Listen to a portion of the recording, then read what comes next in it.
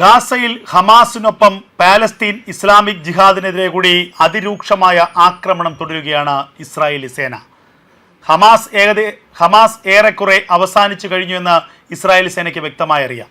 അതേസമയം വെസ്റ്റ് ബാങ്കിൽ ഇപ്പോഴും പാലസ്തീൻ ഇസ്ലാമിക് ജിഹാദ് എന്ന ഭീകര സംഘടനയ്ക്ക് ശക്തമായ സ്വാധീനമുണ്ട്, വേരോട്ടമുണ്ട്. ഒരു ഘട്ടത്തിൽ 1981 രൂപീകൃതമായതാണ് പാലസ്തീൻ ഇസ്ലാമിക് ജിഹാദ്. അതിൻ്റെ ഏറ്റവും പ്രധാനപ്പെട്ട വളർച്ചാ കാലഘട്ടം എന്ന് പറയുന്നത് 2000 മുതൽ 2005 വരെയുള്ള കാലഘട്ടമാണ്.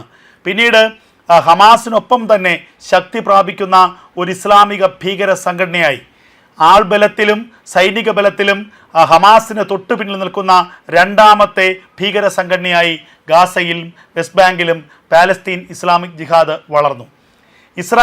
ഇസ്രായേൽ ഹമാസ് യുദ്ധത്തിൽ പലപ്പോഴും ഹമാസിനെ പിന്തുണയ്ക്കാൻ വേണ്ടി ഗാസയുടെ വിവിധ പ്രദേശങ്ങളിൽ ആയുധങ്ങളും സൈനിക ബലവുമായി പാലസ്തീൻ ഇസ്ലാമിക് ജിഹാദ് എത്തിയിരുന്നു എന്നുള്ളത് യാഥാർത്ഥ്യമാണ്.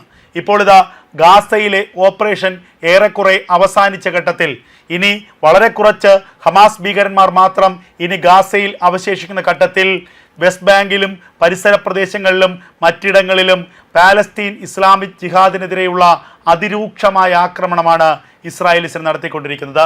കഴിഞ്ഞ ദിവസങ്ങളിൽ വെസ്റ്റ് ബാങ്കിൽ നടത്തിയ റെയ്ഡിൽ 12 ഡസനോളം പാലസ്തീൻ ഇസ്ലാമിക് ജിഹാദി ഭീകരന്മാരെ വധിക്കാൻ ഇസ്രായേലി സേനയ്ക്കായി എന്നുള്ളതാണ് പുറത്തുവരുന്ന വിവരങ്ങൾ.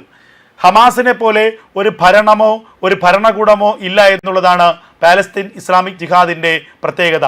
അതുകൊണ്ട് തന്നെ ജനങ്ങളോട് യാതൊരു തരത്തിലുള്ള പ്രതിബദ്ധതയുമില്ല. ജനങ്ങളുടെ ജീവനെക്കുറിച്ചോ സ്വത്തിനെക്കുറിച്ചോ അവർക്ക് ചിന്തയുമില്ല.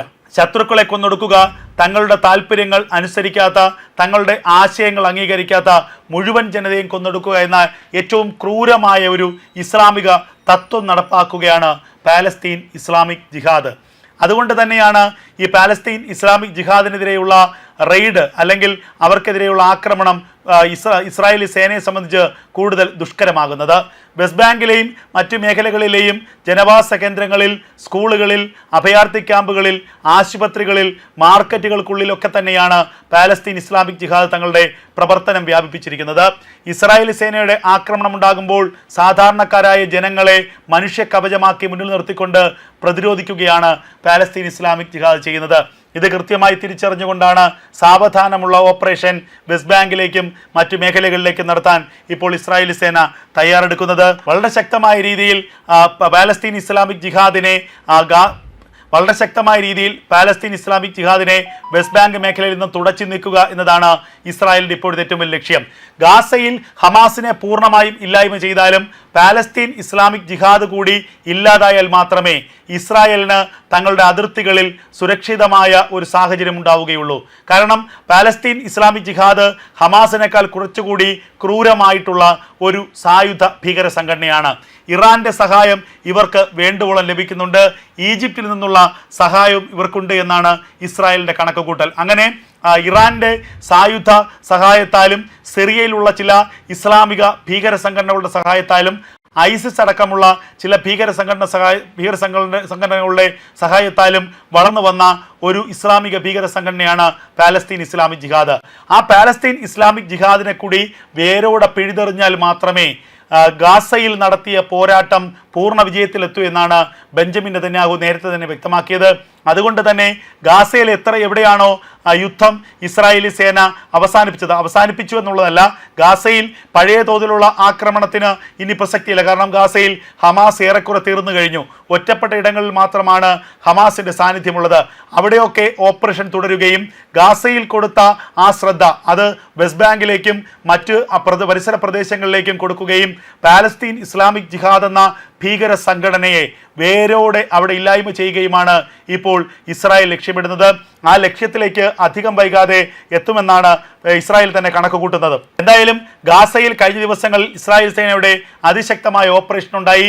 ഖാൻ യൂനിസിന് സമീപം കിലോമീറ്ററുകൾ നീളമുള്ള ഒരു ഭൂഗർഭ ബങ്കർ ഇസ്രായേലി സേന തകർത്തു. ഇസ്രായേലിൻ്റെ കോമ്പാക്ട് എഞ്ചിനീയർമാരാണ് ടൺ കണക്കിന് സ്ഫോടക വസ്തുക്കൾ നിക്ഷേപിച്ചുകൊണ്ട് ഈ ബങ്കർ പൂർണ്ണമായും തകർത്തത്. ഇതുകൂടാതെ റഫയ്ക്ക് സമീപം മറ്റൊരു ബങ്കർ പിടിച്ചെടുക്കുകയും ആ ബങ്കറിനുള്ളിൽ റെയ്ഡുകൾ നടത്തുകയും ചെയ്തു. ഈ ബങ്കറിനുള്ളിൽ നിന്ന് നിരവധി സ്ഫോടക വസ്തുക്കളും യന്ത്രത്തോക്കുകളും ബോംബുകളും അടക്കമുള്ളവ, ഗ്രനേഡുകളും അടക്കമുള്ളവ ലഭിച്ചുവെന്നാണ് ഇസ്രായേൽ സേന വ്യക്തമാക്കുന്നത്. ഗാസയിൽ പരിപൂർണ വിജയപ്രഖ്യാപനം ഉടനുണ്ടാകുമെന്ന് ഇസ്രായേൽ സൈനിക മേധാവി തന്നെ കഴിഞ്ഞ ദിവസം വ്യക്തമാക്കി. ഇനി ഏതാനും ചില ഭീകരന്മാർ മാത്രമേ ഗാസയിൽ ജീവനോടെ അവശേഷിക്കുന്നുള്ളൂ. അവരെ കൂടി കൊന്നൊടുക്കുന്നതോടെ ഗാസയിലെ ഇസ്രായേലിൻ്റെ ഓപ്പറേഷൻ പരിപൂർണ വിജയത്തിലേക്കെത്തും. 2023 ഒക്ടോബർ മാസം 7 ആരംഭിച്ച ഈ യുദ്ധം അങ്ങനെ 2.5 വർഷക്കാലം പിന്നിടുമ്പോഴും ഏറ്റവും വലിയ വിജയത്തിലേക്ക് ഇസ്രായേലിനെ കൊണ്ട് എത്തിച്ചിരിക്കുകയാണ്.